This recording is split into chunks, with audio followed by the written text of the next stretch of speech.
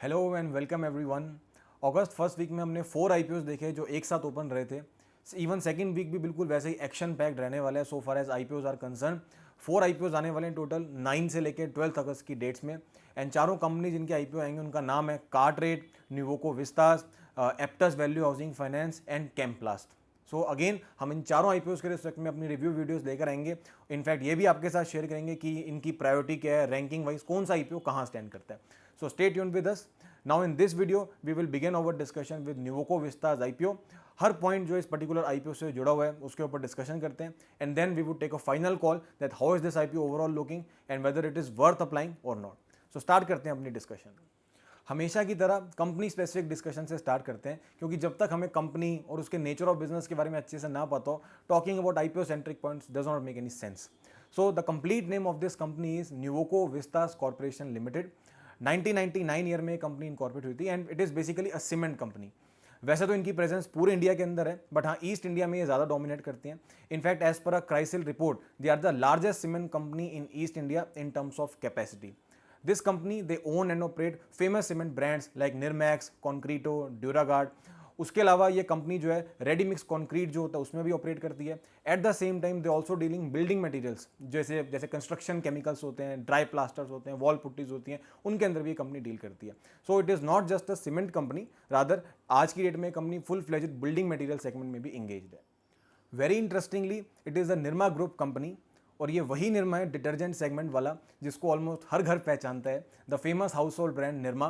तो निरमा ग्रुप की कंपनी है ये Nuvoco Vistas which basically looks after cement division. और ये कंपनी जो है सीमेंट सेगमेंट में 2 सेगमेंट में डील करती है, ट्रेड सेगमेंट में और नॉन ट्रेड सेगमेंट में। ट्रेड सेगमेंट में ये कंपनी अपने प्रोडक्ट्स को सेल करती है इंडिविजुअल होम बायर्स को and in non trade segment ये कंपनी अपने प्रोडक्ट्स को सप्लाई करती है to institutional buyers and bulk buyers. But हाँ मेजर रेवेन्यू और जो मेजर फोकस इस कंपनी का रहता है वो ट्रेड सेगमेंट पे ही रहता है। अगर हम इस कंपनी के प्रीवियस ईयर डेटा को देखें तो वहाँ से पता लगता है कि लगभग 70 to 75% रेवेन्यू जो ये कंपनी अर्न करती है वो ट्रेड सेगमेंट से ही करती है। हाँ रिमेनिंग 25 to 30% जो अर्न करती है वो नॉन ट्रेड सेगमेंट से करती है। नंबर ऑफ प्लांट्स जो ये कंपनी ऑपरेट करती है उसके ऊपर बात करें तो ये कंपनी 11 सीमेंट प्लांट्स अभी ऑपरेट करती है पूरे इंडिया के अंदर। इनका डिस्ट्रीब्यूशन नेटवर्क अगर देखें तो वो भी काफ़ी स्ट्रॉन्ग है। They have 16,000 almost 16,000 dealers as on date throughout the country. तो ये ओवरऑल इस कंपनी का बिजनेस मॉडल है, यहीं से सारा रेवेन्यू अर्न करती है। On a whole we can say कि न्यूवोको विस्तास एक सीमेंट सेक्टर से जुड़ी हुई कंपनी है, निरमा ग्रुप को बिलोंग करती है एंड जिसकी प्रेजेंस और डोमिनेंस है पर्टिकुलरली ईस्ट इंडियन मार्केट्स में। अब हम अपना फोकस शिफ्ट करते हैं आईपीओ स्पेसिफिक पॉइंट्स के ऊपर।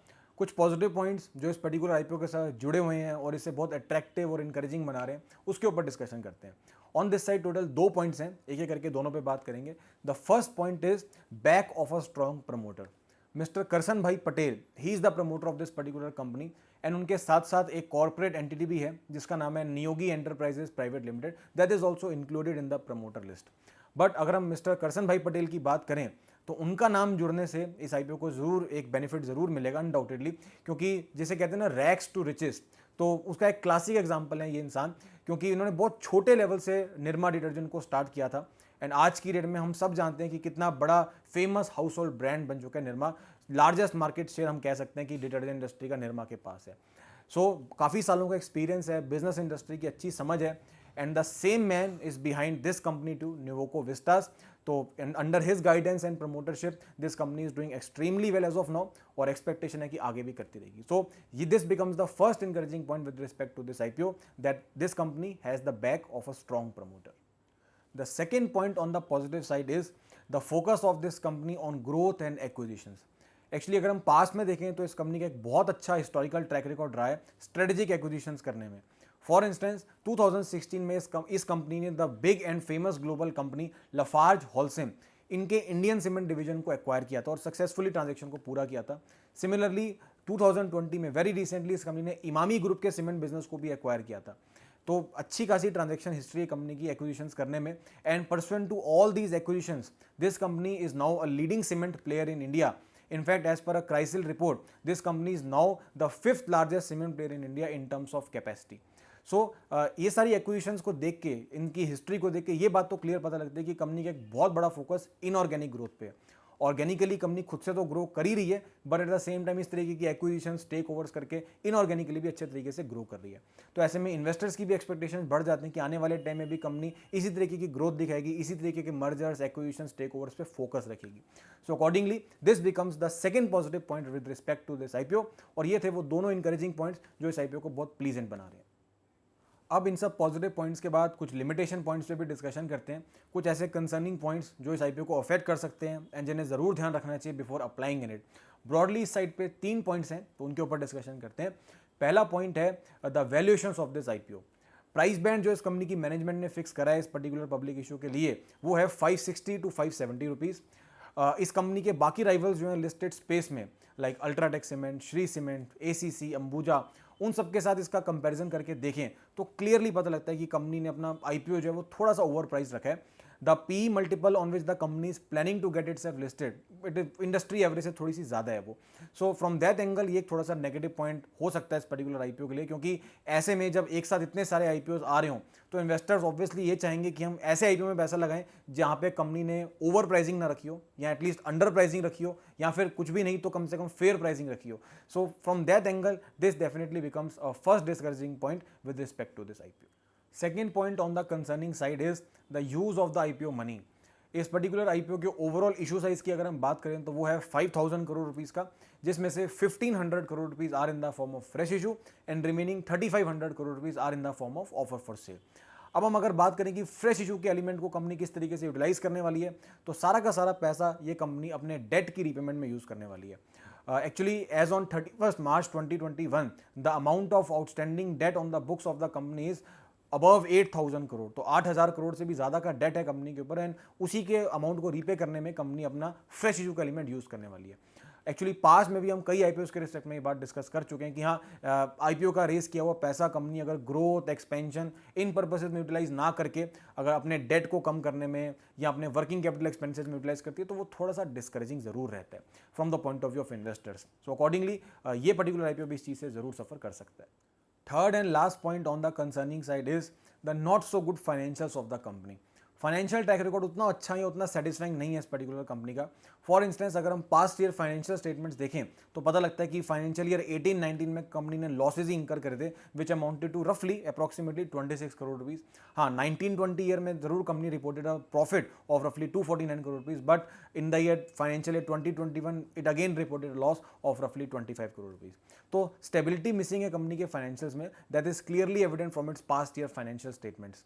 इवन एबिटा मार्जिन्स भी कंपनी के स्टडी ही हैं, बहुत कोई ग्रोथ एलिमेंट उसके अंदर से भी मिसिंग है, रिटर्न रेशियोज भी उतनी प्रॉमिसिंग नहीं है। So all these factors are a discouraging one. Further जैसे हमने सेकंड पॉइंट में डिस्कस किया कि ये पैसे से, फ्रेश इशू के पैसे से कंपनी अपने डेट को रीपे करेगी, सो उस डेट के रीपेमेंट करने के बाद भी डेट का एलिमेंट रहेगा कंपनी की बुक्स में, it will not become a completely debt free company. So all these factors when combined together ये थोड़े से डिस्करेजिंग रह रहे हैं and investors might feel a bit uncomfortable while investing in this IPO, क्योंकि हाँ, और specially at that point of time जब आईपीओ की कोई कमी नहीं है। So all these were some of the points on the limitation side जिनको जरूर ध्यान रखना चाहिए before applying in this particular IPO. And now on a concluding note, इन सारे पॉइंट्स को हमने थॉरली डिस्कस किया, सारे प्रॉज एंड कॉन्स का कंपैरिजन किया इस आईपीओ के, एंड अब हम फाइनल कॉल लें कि what should we do with this IPO and whether we should apply in it और not. So see, one need to understand this particular thing कि एक आईपीओ की सक्सेस, एक आईपीओ की अच्छी परफॉर्मेंस काफ़ी हद तक डिपेंडेंट होती है कि कंपनी ने प्राइसिंग क्या रखी है। अगर वो आईपीओ फेयरली प्राइस ना हो या इनफैक्ट अंडर प्राइस ना हो तो अच्छे लिस्टिंग गेंस या बम्पर लिस्टिंग गेंस की उम्मीद हम उस आईपीओ से नहीं रख सकते। एंड सेम चीज़ यहाँ पे ये कंपनी फेस कर रही है, क्योंकि इन्होंने जो अपना प्राइस बैंड रखा है वो थोड़ा सा हायर साइड पर रखा है when you compare it with the listed peer, जो हमने डिस्कस भी किया। फर्दर हमने देखा कि financials of the company are also not that strong. So इन सब पॉइंट्स को देख के ये पता लग रहा है कि हाँ, ये आईपीओ उतना प्रॉमिसिंग या उतना अट्रैक्टिव नहीं लग रहा। नो डाउट हल्के फुल्के लिस्टिंग गेंस हम इससे एक्सपेक्ट कर सकते हैं because of the overall heated up market जो आईपीओ चल रहा है अभी इस तरीके का, उसके चलते, but still we should not expect bumper listing gains from this IPO. So हाँ, अवॉइड भी करा जा सकता है पर्टिकुलर आईपीओ, बट अगर आप थोड़ा सा रिस्क लेके सफिशिएंट डिसेंट लिस्टिंग गेंस लेना चाहते हो तो you can think of applying in it at once. So I hope you guys enjoyed this video, and आने वाले टाइम में जो बाकी 3 आईपीओस भी ओपन है इन्हीं पर्टिकुलर डेट्स में 9 अगस्त से लेकर 12 अगस्त तक, उनके रिस्पेक्ट में भी हम रिव्यू वीडियोस लेकर आएंगे और उनकी रैंकिंग क्या है वो भी आपके साथ शेयर करेंगे। But as of now Nuvoco Vista ये रैंकिंग में टॉप पे कहीं नहीं आता। So one thing is clear. Thank you so much everyone, bye bye, take care and have a great day.